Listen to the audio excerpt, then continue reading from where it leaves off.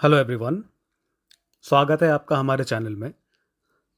ये चैनल अभी नया है और हमारा मकसद है ये चैनल खोलने का ताकि हम आपको स्टॉक्स का फंडामेंटल और टेक्निकल एनालिसिस करके आपको बता सके कि पर्टिकुलर स्टॉक्स का अभी टारगेट क्या हो सकता है, वो किस तरफ जा सकता है, डायरेक्शन क्या हो सकता है उसका। डिस्क्लेमर है कि हम लोग सेबी रजिस्टर्ड इन्वेस्टमेंट एडवाइज़र नहीं हैं, तो हमारा बात सुन के या मान के आप लोग कोई भी डिसीजन ना ले। आप बस हमारा एनालिसिस देखें, फिर आप खुद से एनालिसिस कीजिए, अपना जो डिसीजन है स्टॉक्स के ऊपर वो बनाइए, या फिर आप किसी सेबी रजिस्टर्ड इन्वेस्टमेंट एडवाइज़र से आप एडवाइस लीजिए, वो सबसे बेस्ट होता है। तो चलिए आज हम अपना वीडियो स्टार्ट करते हैं एच बैंक के ऊपर। एच बैंक का अभी हाल ही में रिजल्ट आया था और स्टॉक काफ़ी गिर चुका है और हम में से बहुत लोग इन्वेस्टेड हैं इस स्टॉक में। तो अभी देखते हैं कि एच बैंक यहाँ से कहाँ किधर जा सकता है, ऊपर नीचे साइडवेज रहेगा, वो एक बार देख लेते हैं। अगर ऊपर जाएगा तो कितना जाएगा, नीचे आ सकता है तो कितना आ सकता है, तो वो हम इस वीडियो में से देखेंगे। तो पहले हम अगर देखें कि एच बैंक का मार्केट कैप बहुत बड़ा है, 11,12,104 करोड़ का मार्केट कैप है अभी के टाइम में। स्टॉक पी 16.3 का है, जो ठीक ठाक है एच बैंक के हिसाब से। आर बहुत अच्छा है 17.1 का। आर हम नॉर्मली बैंक में आर नहीं देखते हैं, हम आर पे ध्यान देते हैं, हम लोग ग्रोथ पे ध्यान देते हैं, प्राइस टू बुक वैल्यू पे ध्यान देंगे हम लोग, यहाँ पे जो दिख रहा है, और हम लोग ध्यान देंगे रिटर्न ऑन एसेट्स पे। तो पहले अगर हम देखें कि एच बैंक का स्टॉक पी अच्छा है, आर अच्छा है, पीजी रेशियो जो है, जो एक के नीचे होने से हम बोलते हैं कि वो स्टॉक अंडर वैल्यूड है, तो वो 0.82 है, जो हमारे लिए एज इन्वेस्टर्स ये अच्छा हो जाता है। प्राइस टू बुक वैल्यू 2.81 है, जो एच बैंक के हिसाब से ठीक ठाक है, फेयरली वैल्यूड है, पर इसका बुक वैल्यू इससे काफ़ी ज़्यादा रह चुका है पहले। आप अगर स्टॉक का ग्रोथ देखें, ईपीएस ग्रोथ 3 साल 5 साल दोनों में 18% के आसपास है। सेल्स ग्रोथ 3 साल में 12% के आसपास और 5 साल में 15% के आसपास है, जो ठीक ठाक है, मतलब बहुत ज़्यादा भी नहीं है, पर इतना बड़ा जो मार्केट कैप है उसके हिसाब से ठीक ही है। और अगर हम लोग इसका अभी रिटर्न ऑन एसेट देखें तो वो 1.98 के आसपास है, मतलब 2 के आसपास है, जो आई थिंक काफ़ी अच्छा है बैंक्स के लिए, एन बी एफ के लिए। रिटर्न ऑन एसेट 2% के आसपास अगर हो या उससे ज़्यादा हो तो बहुत अच्छा माना जाता है। और ख़ास करके जो इस साइज़ का बैंक है, 11 लाख करोड़ मार्केट कैप का, उसके लिए तो 2% का रिटर्न ऑन एसेट बहुत अच्छा है। तो अगर हम अभी इसका टारगेट निकालने जाए कि एच बैंक किस तरफ जा सकता है, तो अगर आप मुझसे पूछे, मेरा पर्सनल जो ओपिनियन रहेगा वो है कि एच बैंक का जो डाउन साइड है वो प्रोटेक्टेड है। इससे नीचे ये नहीं जाएगा मेरे हिसाब से, बहुत नीचे नीचे नहीं जाएगा, थोड़ा बहुत अप डाउन हो सकता है, पर बहुत नीचे नहीं जाएगा। तो अगर ये अपसाइड में जाता है तो कितना जाता है, तो हम जो पहला इसका देखेंगे एनालिसिस में कि इसका पीजी रेशियो 0.82 है, 0.82। तो अगर मान लीजिए पीजी रेशियो भी हमारे यहाँ से 1 पे चला जाए, 1.0 पे, तो हमारा जो अपसाइड आ रहा है वो आ रहा है करीब करीब 22% का। अगर आप हिसाब लगाए, 0.82 से अगर 1 जाता है तो करीब करीब 21.95, मतलब 21.95 का आ रहा है टारगेट। मोटा मोटी हम लोग 22% मान के चलते हैं। तो यहाँ से अगर स्टॉक जो करंट प्राइस है 1464 के आसपास चल रहा है, 1464, तो यहाँ से अगर 22% ऊपर जाए तो इसका टारगेट निकल के आता है करीब करीब 1786, मतलब 1786 रुपीज़, जो एक काफ़ी अच्छा टारगेट हो जाता है। अगर हम इसका ऑल टाइम हाई देखें एच बैंक का, तो वो आता है करीब करीब 1758 रुपये। तो और इसका जो पीजी रेशियो के हिसाब से जो टारगेट निकल के आ रहा है वो आ रहा है 1786। तो करीब करीब ऑल टाइम हाई के आसपास ही है, थोड़ा सा ऊपर है। अगर हम चले इसके अभी पी चार्ट पे, तो इसका मीडियन पी कितना है? 22.5 का। इधर में आ रहा होगा आपको, शायद ये लाइन दिख नहीं रहा है पर यहाँ पे लिखा है मीडियन पी है 22.5 का। और अभी पी कितना चल रहा है? 16.3।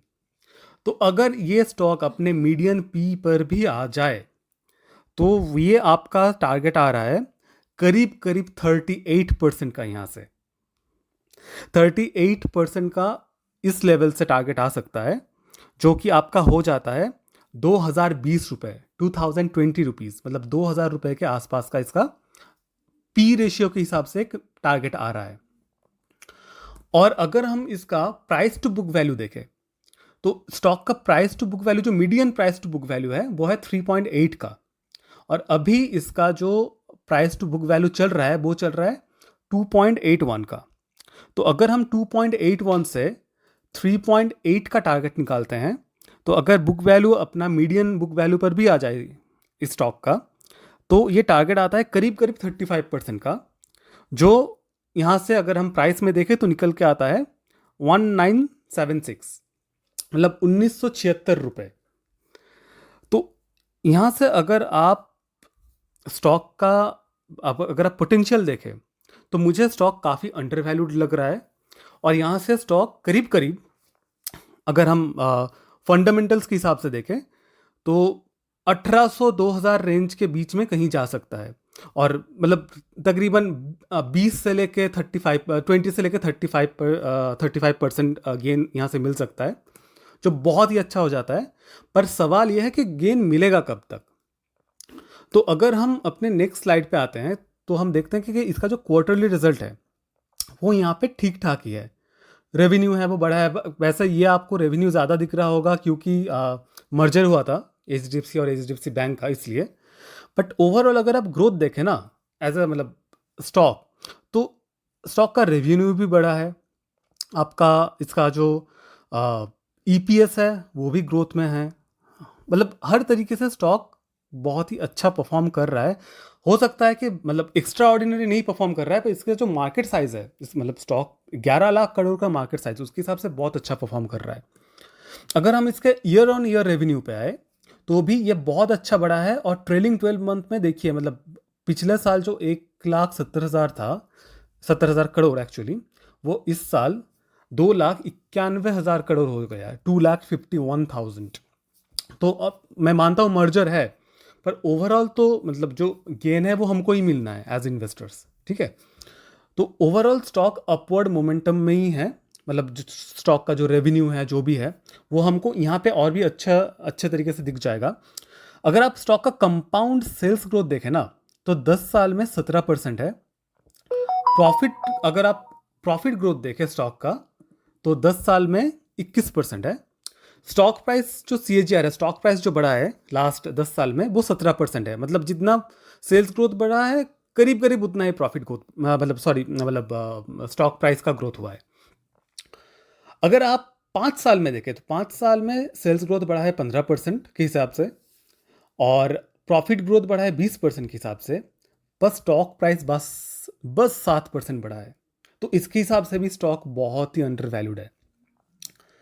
अगर हम 3 साल में आ जाए ना, लास्ट 3 साल में करीब करीब 2020 के एंड से लेके अभी तक अगर देखें, सेल्स बढ़ा है 12%, हमारा जो प्रॉफिट है वो बढ़ा है 19%, पर स्टॉक प्राइस का कोई मूवमेंट नहीं है, 0%। तो यहाँ पे ही हमको एक बहुत बड़ा इंडिकेशन मिल जाता है, बहुत ही अच्छा इंडिकेशन, कि स्टॉक अंडर वैल्यूड है। और यहाँ से कम 12% तो बढ़ना ही चाहिए। बढ़ना तो और भी ज़्यादा चाहिए, पर कम से कम बढ़ना चाहिए, क्योंकि 3 साल में स्टॉक का कुछ मूवमेंट ही नहीं हुआ है। और अगर आप ट्रेलिंग 12 मंथ का हम इसको थोड़ा इग्नोर करेंगे, तो बहुत अच्छा नंबर दिख रहा है 59% और 35% का। और स्टॉक प्राइस तो 10% नीचे है, मतलब माइनस में है।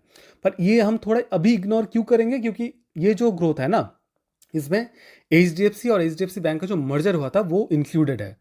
तो इसको हम अभी इसलिए इग्नोर करेंगे। पर ये जो 3 साल और 5 साल का आप देख रहे हैं, इसके हिसाब से स्टॉक अभी भी बहुत ही ज़्यादा अंडर वैल्यूड है। अगर हम नेक्स्ट स्लाइड में आए ना, हम अगर शेयर होल्डिंग पैटर्न देखें, तो ऑफ कोर्स प्रोमोटर तो अभी है नहीं इस स्टॉक में। एफआईआई ने दिसंबर क्वार्टर तक अपना होल्डिंग थोड़ा बहुत बढ़ाया है लास्ट क्वार्टर के हिसाब से।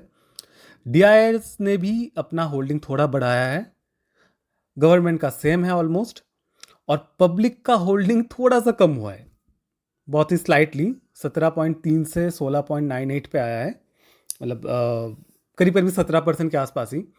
तो पब्लिक का होल्डिंग कम होना नॉर्मली ना स्टॉक के लिए अच्छा माना जाता है कि जो रिटेलर है वो बाहर हो रहे हैं, जो छोटे प्लेयर है, और बड़े प्लेयर यहाँ पे पोजीशन बढ़ा रहे हैं, मतलब उनको कन्विक्शन है ज़्यादा, तो ये भी एक प्लस पॉइंट हो जाता है।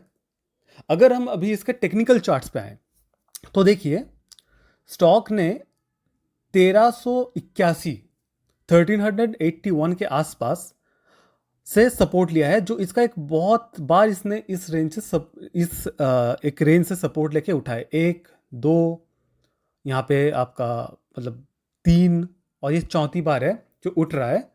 और अगर आप इसका ऑल टाइम हाई देखें ना 1757 के आसपास, मतलब 1757 के आसपास, तो अगर ये अपने ऑल टाइम मतलब जो ऑल टाइम हाई पे भी चला जाए ना यहाँ से, तो भी हमको एक अच्छा खासा गेन देखने को मिल सकता है, करीब करीब मतलब मान लीजिए 20% के आसपास का गेन यहाँ पे हमको देखने को मिल सकता है।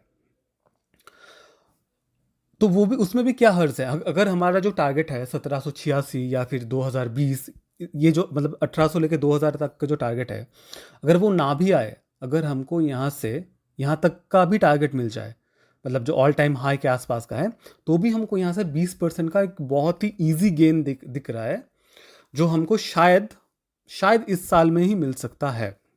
उसके ऊपर हम आते हैं बाद में। हाँ, जैसे चार्ट में दिखा रहा था उसको थोड़ा जूम करके आप देख सकते हैं कि यहाँ से एकदम सपोर्ट लिया है, और ये 1757 के रेंज में ये वापस जा सकता है, और मेरा मानना है कि ये जाएगा। अच्छा, अगर हम देखें कि जो फंड हाउसेस है, मैं तो मान लीजिए मैं तो मतलब मुझे शायद कुछ नहीं आता जो एनालिसिस कर रहा हूँ, पर जो फंड हाउसेस है उनका टारगेट देख लेते हैं। देखिए शेर खान ने इसका टारगेट देखे रखा है 1900 का, जो हमारे टारगेट के करीब करीब बीचों बीच है। बीओबी कैपिटल मार्केट्स ने दे के रखा है करीब करीब वही 1896, मतलब 1900 का, 1900 का। प्रभुदास लीलाधर ने इसका टारगेट देके रखा है 2000 का, जो हमारा जो टॉप टारगेट है उसके आसपास ही है। एक्सिस डायरेक्ट ने इसका टारगेट देके रखा है 1975 का, जो भी हमारे टारगेट के आसपास ही है। और यहाँ से मतलब यहाँ तक रिजल्ट नहीं आया था, फिर रिजल्ट आने के बाद स्टॉक थोड़ा गिरा है, थोड़ा बहुत गिर चुका है। फिर भी इन्होंने अपना जो टारगेट है वो क्लोज नहीं किया है, उन्होंने टारगेट सेम रखा है। किसी ने शायद डाउन साइज किया, जैसे इन प्रभुदास लीलाधर का शायद 2200 का टारगेट था जो उन्होंने 2000 पे लाया है, बट फिर भी उनका टारगेट मतलब अभी उन्होंने क्लोज नहीं किया, क्योंकि सबको लगता है कि यहाँ से अपसाइड पोटेंशियल है। आप देखिए 29%, मतलब करीब करीब 30% के आसपास, यहाँ पे देखिए 36%, 34% के आसपास का टारगेट अभी भी है। और रिजल्ट आने के बाद भी KR चोकसी जो है उन्होंने इसका टारगेट 1950 का दिया है, 1950 का दिया है, यहाँ से 33% के अपसाइड का। और अगर आप ICICI डायरेक्ट का देखें तो उन्होंने टारगेट दिया 1800 रुपये का, जो हमारा पहला टारगेट आ रहा था ना 1786, 1785, मतलब 1785 का, उसके आसपास का, मतलब यहाँ से 22% का। तो अगर हम मान ले के मतलब इतना नहीं भी आता, ऑल टाइम हाई पे भी जाता है, तो भी हमको एक बहुत ही अच्छा 20% का गेन देखने को मिल सकता है। और जैसे कि शायद आप लोगों को पता ही है कि इस साल USA में फेड इंटरेस्ट रेट कट करेगा, और फेड जब इंटरेस्ट रेट कट करेगा तो जो सारे FIIs हैं ना, जो सारे हमारे फॉरेन के इन्वेस्टर्स हैं, तो वो सारे आएंगे इंडिया में। और जब इंडिया में आएंगे तो आपको क्या लगता है कि वो क्या मतलब छोटे स्टॉक्स में ज़्यादा लगाएंगे पैसा, या फिर हमारा जो मतलब लीडर है हमारे निफ्टी का, बैंक निफ्टी का, मतलब इंडियन मार्केट का, स्टॉक्स लाइक HDFC बैंक, ऐसे जो स्टॉक्स हैं इन पे आएंगे? मुझे तो बिल्कुल लगता है मतलब इस जैसे स्टॉक पे ही आएंगे। और वो जब आएंगे तो मुझे बहुत इजीली लगता है कि यहाँ से स्टॉक 20% 25% बढ़ना बहुत ज़्यादा मुश्किल नहीं है। पर अगेन डिस्क्लेमर, हम सिर्फ रजिस्टर्ड नहीं है, हमारा एडवाइस सुन के आप कोई भी डिसीजन ना लें। हम ये बस एजुकेशनल और एंटरटेनमेंट पर्पस के लिए है वीडियो। हम बस अपना व्यूज़ शेयर कर रहे हैं। आप लोग अपना एनालिसिस खुद करें, अपना डिसीजन खुद बनाएं और बहुत ही सोच समझ के स्टॉक मार्केट पे इन्वेस्टमेंट करें। तो चलिए आज का वीडियो यहीं पे ख़त्म करते हैं। देखते हैं आप हमारे चैनल को सब्सक्राइब करिएगा। एकदम नया चैनल है तो इसको प्लीज़ ग्रो करने में हेल्प कीजिए। सब्सक्राइब करें। आप वीडियो पसंद आए तो लाइक करें, नहीं आए तो डिसलाइक करें। आप कमेंट में बताएं कि आपको किस स्टॉक के ऊपर एनालिसिस चाहिए। अगर अच्छा लगा है आपको वीडियो तो भी हमें बताएं, बुरा लगा है आपको, अच्छा नहीं लगा है तो भी हमें बताएं। पर हम मतलब आप हमको शेयर करें अपना ओपिनियन कि आपको ये वीडियो कैसा लगा, आपको एनालिसिस कैसा लगा और आप क्या सोचते हैं एचडीएफसी बैंक के बारे में। ये आप हमको ज़रूर शेयर करें। और तो चलिए मिलते हैं हम नेक्स्ट वीडियो में। हम देखते हैं आप जैसे कमेंट करेंगे उसके ऊपर ही हम नेक्स्ट वीडियो लाएंगे। ठीक है, चलिए बाय बाय।